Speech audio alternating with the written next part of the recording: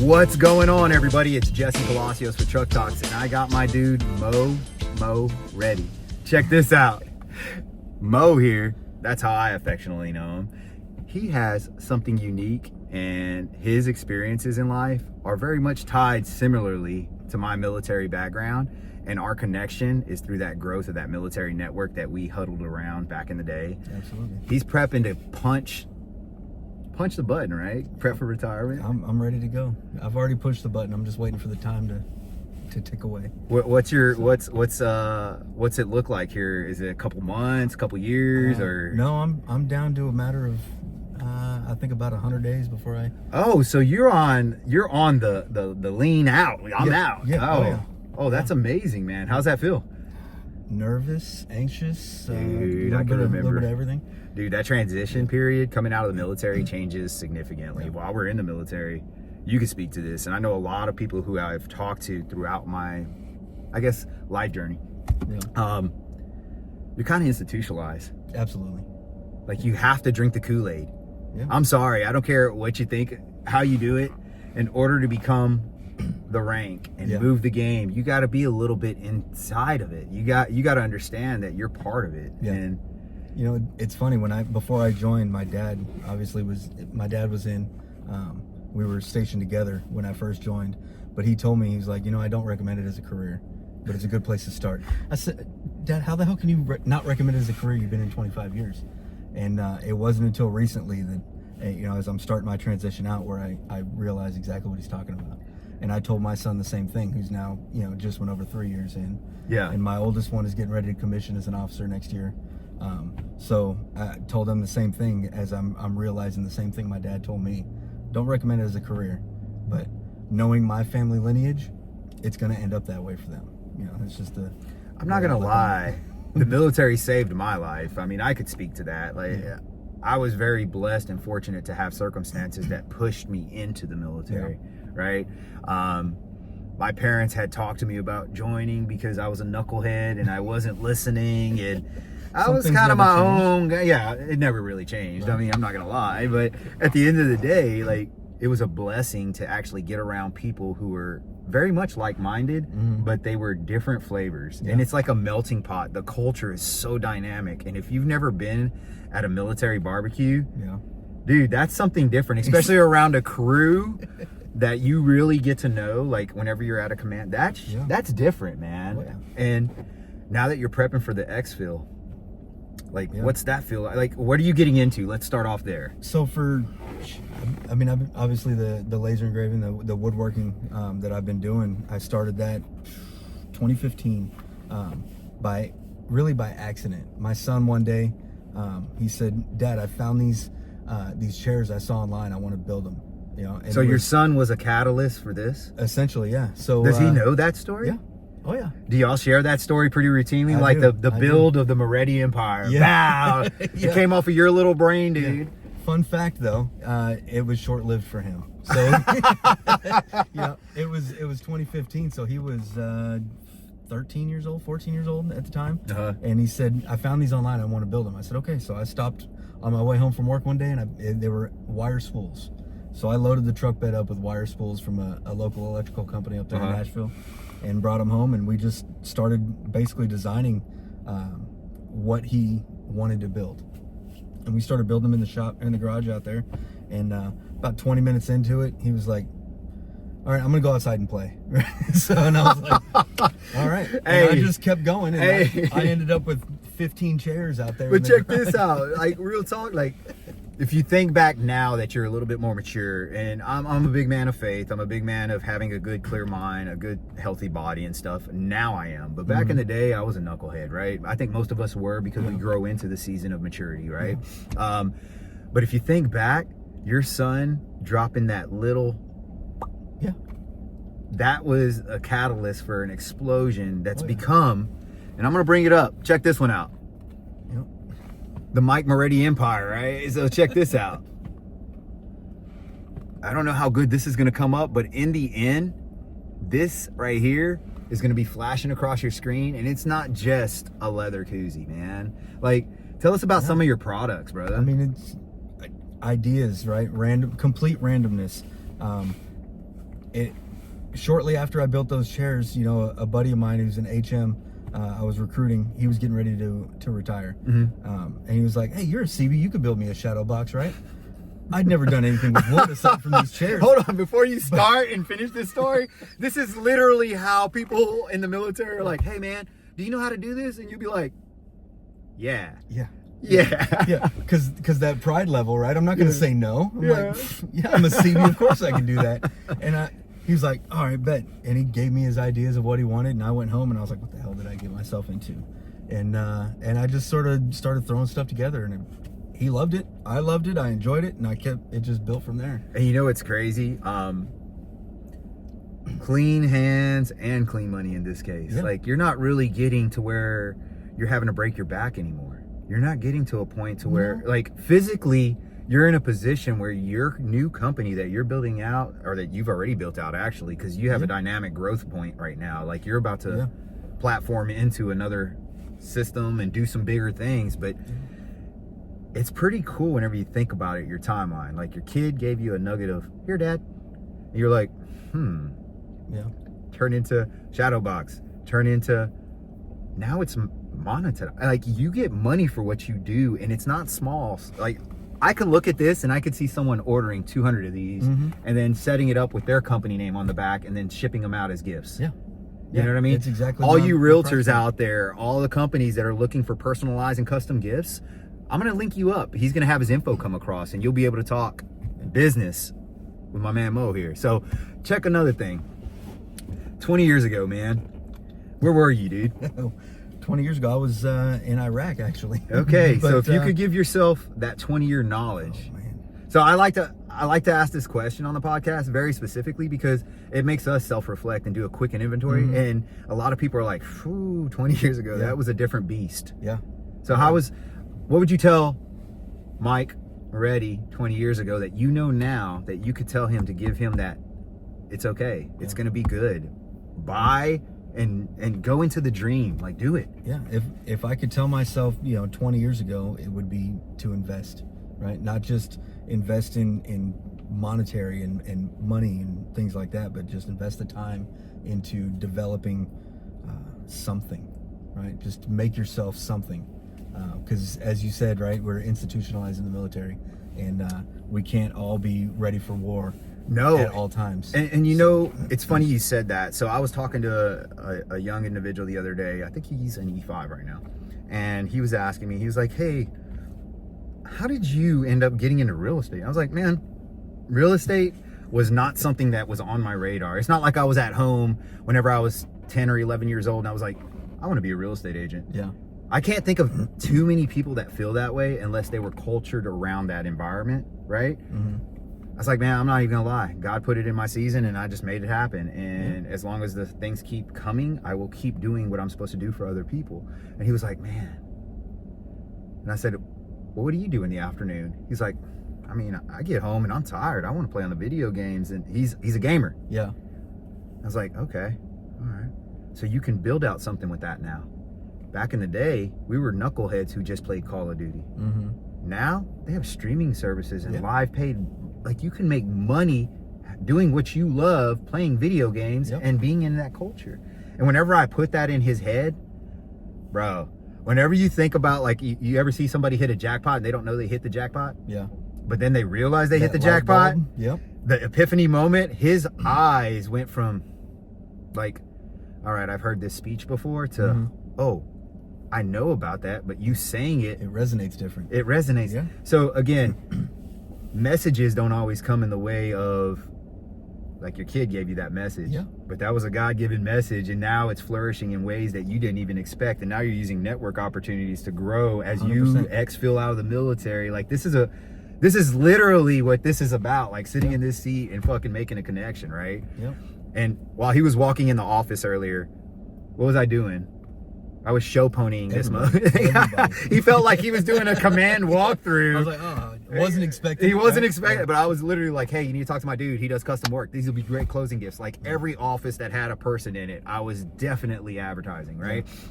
So that's one thing that we as military people don't understand, because we're always taught low profile. stay off social media. That's my biggest thing holding me back, I think. Is social media footprint, right? Yep. So I agree with that dynamic that like at some point you have to be safe in the way you operate. Yeah. But I don't agree in the fact that we missed the opportunity to message some of the greatest things in the United States Navy that we can do it. We just got to have a couple of boundaries, you know? Yep. You can do after hour stuff just like I did. There's other people that are doing businesses. I know a young lady that literally does gym film review and does things, and she works at a gym on the weekends, but she's a military member down here on the coast, and she goes to Baton Rouge to work on the weekends to do personal training. And then whenever she gets back, I'm finding out that she might be opening up a new gym by herself. Yeah. So again, entrepreneurship is something that is not for the faint of heart. No, but it's got to be something you enjoy. But it's different because you enjoy it, man. Yeah. Like you love It doesn't feel like work most of the time. You know, there's times where deadlines come up, right? Or somebody's like, "Hey, man, I really forgot about this. Do you think you can knock this out? Swing it, right?" And it's like, yeah, I can do that, right? But I'm stressing over that. But the most of it is when I'm not busy and I'm thinking of what would I buy, right? What is something that if I was walking by and I saw and I was like, I could use that. Yeah. Then I go out in the garage and I find a way to make it, right? Yep. Whether it's a logo on a cup or just a funny, you know, saying or something that just it's witty and somebody might like it. You know, my wife did the same thing. It's something that she loved to do was travel. So she works for the VA. She's a nurse, but she likes to travel. Well, I said, well, you might as well get paid for it because everybody else does too. So she started her company, right? Really? Ready to roam, travel, right? So, Yeah. And I was deployed, and we were talking back and forth and devising a logo and a company name, so to speak. So I already had Moe's Custom. Well, at the time it was Moe's Custom Wood. So we sort of tried to find ways to capitalize off of the Moretti part of it. Okay, And so I get for travel, right? I said, what about ready to roam? Because you know everybody's ready to travel. Yeah. So it just sort of it flowed and it fit, and you know it went from there. Man, now we have another guest. His wife's got to sit in here because we got to figure out what that's yeah, all show about up, too. man. You know what I mean? So, but that's amazing that like both of y'all are tying into something that's near and dear to your heart. Put this on our radar. There's a vlogger that's on, I think it's Instagram. Yeah, I'm pretty sure it's Instagram. But all she does is she travels and gives reviews of the area she travels, and those places pay her for her honest reviews, and then she puts that on her, like on her places to go visit for her clients, and then she sets up discount point. Like she has it all set up with different network opportunities that she set up. But that's something that could be a huge opportunity for her to travel for free. It's and one of her bucket list items, if you will, is once I retire, is she wants to travel and she wants me to be her blogger because she says I have a gift with words when I start typing or writing, and you know, it's a creative mind, I guess. Well, you have to be creative. I mean, look at this. You got to be creative. You can't just magically captivate people with, I don't know, repeated things. You know, you got to come up with some natural internal stuff that the people are wanting. And I say the people, like, so Myron Golden, he's one of my, I call him like a mentor, but he's one of my virtual mentors because I just watch him from afar. Interaction's very minimal. I honestly don't think the dude's ever even said hello to me, right? But for me, watching and understanding some of the dynamics that play out in some of his podcasts and things, one of his big things is, you know, whenever you're doing things and you're moving in business, you don't know that season's changing for you until you get to the next stage. And if you're not ready for it, you see, ready? Play on words. You're not ready for it, you're going to have some disadvantages. And I think coming out of the military, you find yourself institutionalized, like we said, but financially, we're so used to the 1st and 15th footprint. We're so used to managing what we have only and not really looking up until we're ready, right? Again, ready. Always ready. So at the end of the day, like I found his podcast to be uplifting in that regard because he actually said some stuff like, I don't know, whenever you're going to do some things, look into faith, look at some different avenues. Whenever you're growing your business, tie into network opportunities, do some stuff differently that you wouldn't have done 5 years ago. Operate differently. those uncomfortable zones, and you're gonna feel them, because I've felt them in my growth of business. You're gonna feel them too, brother, and you're gonna see it to where, I don't know how to explain this, but it's kind of like you make this move and this jump, and you're like, holy crap, something. It's like surface bubbling, and you're like, I need to get new stuff. I need to make. You've probably felt it before, like your engraving machine's on its last leg, and you're about to do something. You're about to make it happen. What was the story with your first engraving machine? There was something there too. So most of the ideas coming up after I got started with the woodworking and stuff was, late nights in the garage, just hanging out, not really working or doing anything, just hanging out, me and my buddies, and if it wasn't for crazy ideas like that, I wouldn't have had my first laser engraver, right? So my buddy and business partner at the time, he was like, why don't we just get one? Just do it. And I was like, I don't know, because that fear of the unknown, not knowing if will I be able to make something that will sell and be able to pay this machine off? Risk it for the biscuit. And that's essentially what we ended up doing. It ended up being one of those, let me finish this beer and say fuck it, right? So, and then y'all send it. Full send. And we went ahead and did it. And afterwards we're like, oh, let's hope this pays off. And sure as shit, that mindset, once it showed up, it opened up a whole different dynamic of possibilities. And that's what it was. One opportunity or one possibility turned into another opportunity, which turned into another possibility. And from there, I went to a second CNC machine, a second laser engraver, and now I'm up to 3 laser engravers and 2 CNC machines, and just keeping it all going. And the beauty of it is from that one decision to just say screw it, throw caution to the wind, right? That's what's allowed me to get all the equipment needed to pursue and continue my business without having to worry about paying it off and making the next payment. So you put a lot of faith forward, and literally was like, all right. I literally applied for a credit card so that I can buy the machines, not knowing that I was going to be able to make the money. But it was that faith that I can do something with it, right? And it's crazy. It's crazy. Like, I'm going to ask you a little business questions here and there now. You said you applied for a credit card. Mm-hmm. Did you already have your LLC and EIN and all that? Okay. Nope. So this is something that... my own personal... And that's the thing, right? So as most growth curves in entrepreneurship, or most things, and a lot of military members feel this, because like I used to wrap paddles for commands. You know what I mean? That was my little side hustle to make a little side cash. I'd wrap a rope around a paddle, I'd actually get someone else to do the placard engraving. I'd stamp it, and then I had people calling me and saying, hey man, you mind wrapping a paddle with these colors and throw this little thing? And if things in my office have silly sayings because of the way I used to write things to other people. You remember the here's to you, Mr. So-and-so, man. Real man. You're right. I used to do those kind of talks on paddles for going aways, right? And then I'd sing them at the going away, being silly. Well, that took off, and I wasn't expecting it. And the same concept, and it was because you're giving something to someone else. There's something that's called your offer, right? And I go back to Myron, man. You're offering a service that people need. You already have the solution, brother. You really do. Like, you have a blueprint that you've done, and you have no idea you did it.